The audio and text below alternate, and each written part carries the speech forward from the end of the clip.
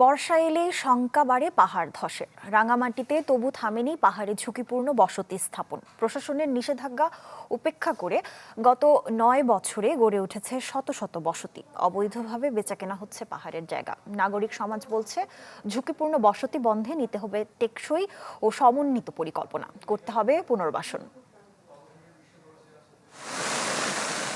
রাঙামাটি শহরের শিমুলতলী ও নতুনপাড়া এলাকা ২০১৭ সালে ভয়াবহ পাহাড় ধসে শুধুমাত্র এই দুই এলাকায় প্রাণ হারায় ১০ জন। পরে সেখানে বসতি স্থাপনে নিষেধাজ্ঞা জারি করে প্রশাসন। তবে গত ৯ বছরে এই স্থানে বসতি তো কমেনি, বেড়েছে কয়েক গুণ। বেড়েছে নাগরিক সব সুযোগ সুবিধা। কাঁচা রাস্তা হয়েছে পাকা, পৌঁছে গেছে বিদ্যুৎ, ইন্টারনেট ও ডিশ লাইন সহ সকল সুবিধা। বেড়েছে জায়গার দামও। পাহাড়ের দুই পাশে ব্যাঙের ছাতার মতো বসতি। এই চিত্র শহরের শিমুলতলী, রূপনগর, সনাতনপাড়া, যুব উন্নয়ন ও রাঙাপানি এলাকায়। এই ছবি বলে দিচ্ছে কতটা ঝুঁকি নিয়ে বাস করছে মানুষ, যাদের প্রায় সবাই নিম্ন আয়ের। আগে ছিল ১,০০,০০০ টাকা ডিসিম, এখন হয়ে গেছে ৩ লাখ, ৩.৫ লাখ, মানে যে যত অবস্থা করে। না, ভয় এখন পর্যন্ত লাগে না, কারণ এরপরে তো আমরা ২ বছর ধরে থাকতেছি, তো তেমন কিছু হয় নাই। ছেলে ফেলে নিয়ে বাসা বাড়ি থাকার মতো ক্যাপাসিটি নাই, ইনকামের ক্যাপাসিটি হয় না।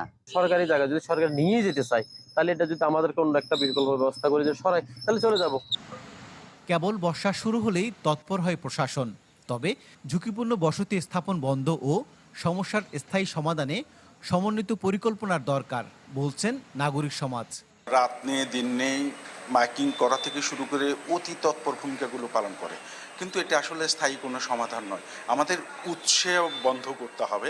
এই উৎস বন্ধ করবার জন্য একটি সমন্বিত পরিকল্পনা দরকার। বসতি স্থাপনে নিরুৎসাহিত করতে হবে এবং যারা বসতি করে ফেলেছে তাদেরকে সরকার কিভাবে নতুন করে ওদেরকে পুনর্বাসন করবে, কোনো জায়গায় পুনর্বাসন করবে, এই চিন্তাটা করলে ঝুঁকি অনেকাংশে লাঘব হবে।